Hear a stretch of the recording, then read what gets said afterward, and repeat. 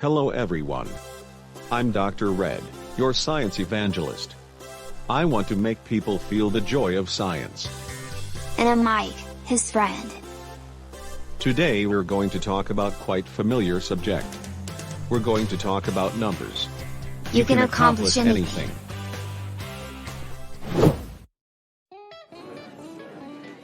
Huh. What's going on, Mike? Oh, my God. You scared me. What are you doing coming to school? I felt like Mike was depressed. I know, I didn't do so well on my math test today. Why is it that I can't be good at math, when Dr. Red is always teaching me science? I mean, I don't even know what math is, right? I don't even understand why I have to study logarithms and imaginary numbers. Logarithms and imaginary numbers are actually really interesting. I mean, if you start talking about it, there's no point in even learning decimals, is that okay? No. Decimals are used quite a bit. You use them to measure your body temperature, right? But logarithms and imaginary numbers are not necessary. But for humans, decimals and logarithms are equally necessary. That's a lie. How can you say such a thing?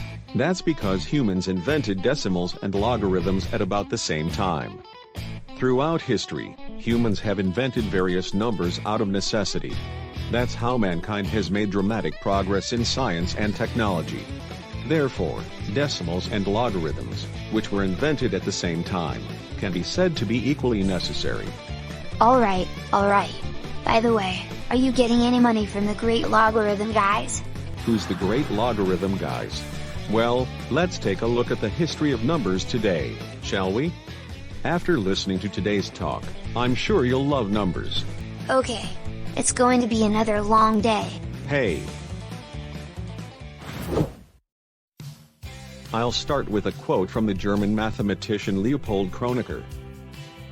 Natural numbers were created by God, everything else is the work of men. Oh, I don't know what it is, but it's cool. Isn't it cool? In other words, normal numbers that are greater than 1, such as 1 and 2, exist normally in nature.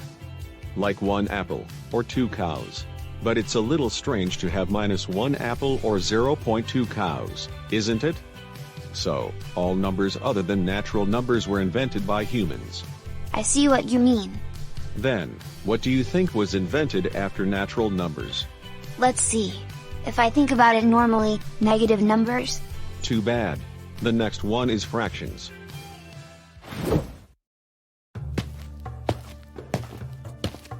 Is that? This is Egypt. Ancient civilization is Egypt, right? It's said that fractions were born here. By the way, I just changed the background, so it shouldn't be too hot. That's true. Fractions are necessary for sharing food and other things. However, the first fractions were quite limited and only had a numerator of 1. Fractions were already written in Egyptian books in the 17th century BC. Oh, something came up.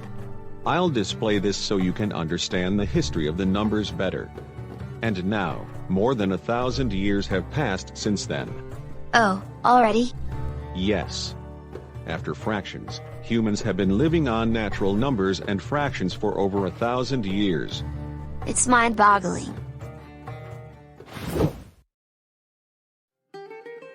Now that it's come to this, don't you want to have the next number? I know it's frustrating, but I can't wait to get decimals and stuff. Is this what it means to fall in love with numbers? Ha ha ha. The plan is working. But I can't give you the decimal point yet. I can't wait. Next is the 5th century BC, the time of Pythagoras. Have you ever heard of the Pythagorean theorem? What was it? The triangle thing? Yes, that's right. It's a theorem about the side lengths of right triangles. But because of the discovery of this theorem, a number was invented. What does that mean? If the lengths of the sides of a right-angled isosceles triangle, here and here, are 1, what is the length of the diagonal side? It's a root 2, right? That's right.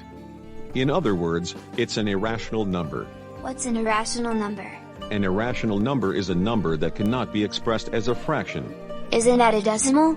It's true that root 2 is sometimes written as about 1.41 in decimal form, but it's not an exact representation because it has an infinite number of decimal places. Also, it's not a number that was designed to represent a tenth of a number, so decimals were not discovered here. But then, Pythagoras is a great guy who discovered a rational number.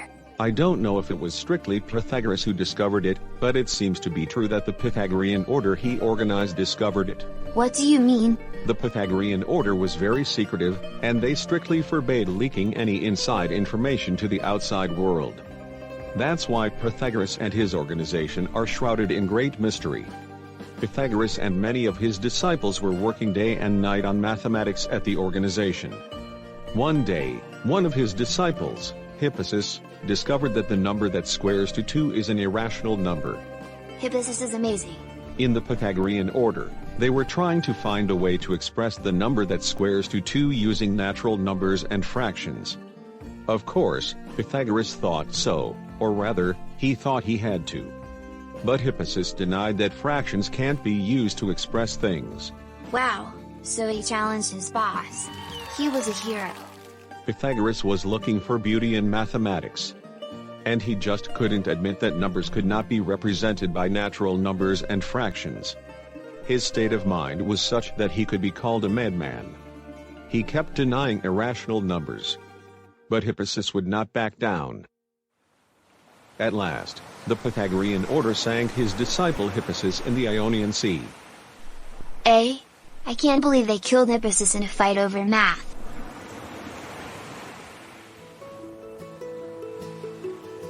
This is heavy. Weight has nothing to do with it. People today are easily taught and easily understand things like the Pythagorean theorem and root 2, but there was such drama behind the scenes. Well, we don't know if this history is true or not, because of the secrecy. Some say that Hippasus was killed not because he discovered it, but because he tried to publicize it. Either way, it's heavy.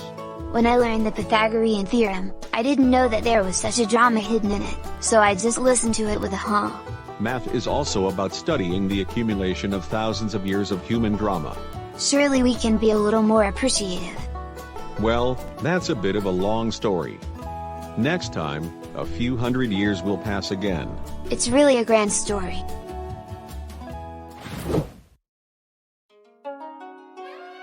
Next, there are many theories. What? Wait a minute, where are you? I'm here. No, I don't want that. Come here. You're a boring guy. When I came up with this, I thought it was really funny. Next, there are many theories, but it is said that in the 1st or 2nd century BC in China, a book called 9 Chapters of Arithmetic was written, in which negative numbers first appeared. What? It's not here yet? I'm surprised. Yes. Nowadays, we all use it as a matter of course, but it's quite a difficult concept. Of course, there was subtraction, but it was only to consider the difference between a natural number and a natural number, and the answer should not be negative. I don't think we use negative numbers much in our daily lives. Well, we do use it for things like temperature. There is a joke that goes like this: a physicist, a biologist, and a mathematician are observing people entering and leaving a building on the other side of the street. First, they see 2 people entering the building. And after a while they notice 3 people coming out of the building. The physicist said, "Hey, did I miss something?" The biologist said, No, they've bred inside." To which the mathematician muttered, "If one more person enters the building, there will be no one left inside." Do you think mathematicians are talking nonsense? But this is the very concept of the negative. In other words, the number of people in the building now is -1. You're right, it's very strange. It's so strange that I couldn't find Tab or Pepsi free in the fast food restaurants. There's a lot of movie stuff today, but you're right. Negative numbers are a very uncomfortable concept when observing the natural world. It's understandable why it was discovered so late, right? But being able to understand such abstract concepts, not only what we can see with our eyes, is the reason why human beings have been able to succeed on Earth. Doc, I think I'm starting to like the numbers a little bit. Oh, yeah, right? But the fun is just beginning, you know? After all, 0 hasn't been invented yet. Are you sure? How is it possible that there are natural numbers and negative numbers, but no zero? It is true that if you draw a number line, zero seems to exist as a matter of course. But humanity doesn't know zero yet. Now I'm curious. Hurry up and tell me. No, it's time to school. Let's do it tomorrow. By the way, the clock is exactly 25 minutes low. Wait a minute, Doc, are you telling me that it's 8:25? Precisely. Damn, I'm late for school. In this channel, we will continue to post videos on topics that make science accessible and fun. If you find today's video interesting or informative, please click the good button and subscribe. Also, please feel free to comment or question. See you in about 30 years. Bye.